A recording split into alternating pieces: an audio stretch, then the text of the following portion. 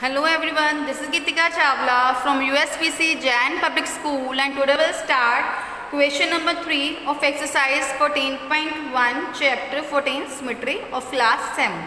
So here in question number 3, in the following figures the mirrored line, that is the line of symmetry, is given as a dotted line.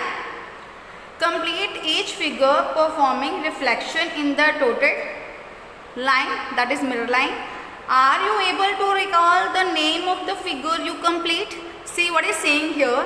In this diagram, we are having half figures and this one dotted line, mirror line is given to us, and they are asking us to complete this diagram, and please recall that which one type of diagram it is. So what we'll do here, as you can see here, his half diagram is there. So what we'll do, we will complete the same diagram on the other side, means it will be of same size, same length.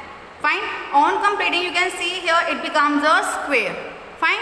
Then same here, you can see here this is the diagram of a half triangle. So what we'll do here, on the other side I will complete it, I will check that it is representing a triangle.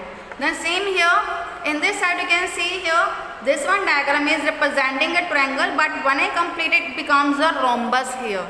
Fine. This is the imaginary line, mirror line we can see here. It's a rhombus. Then same here, you can see here it is representing half diagram, and on completing I got here it is representing a pentagon. So in this way you can simplify other parts of this question number 3. You can draw them and you can identify them.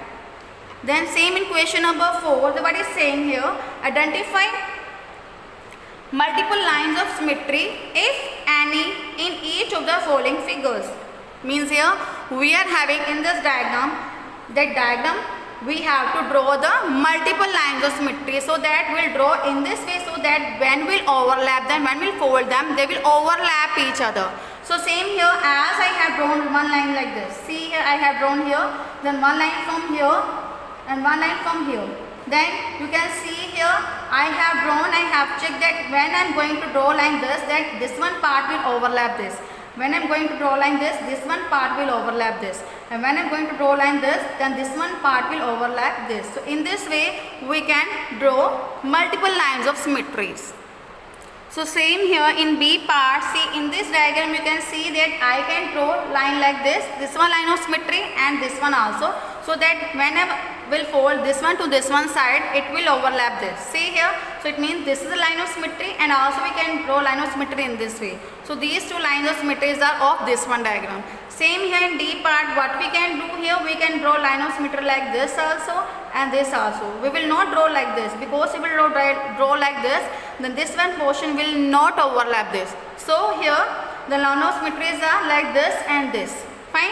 Then same here in E part, what we'll do here, so we can draw line of symmetries like this. It can pass from the center and it can be diagonal wise also. So in this way you can see that we have drawn 4 line of symmetries in E part. So this is the way to simplify these type of parts. So you can do it yourself other parts.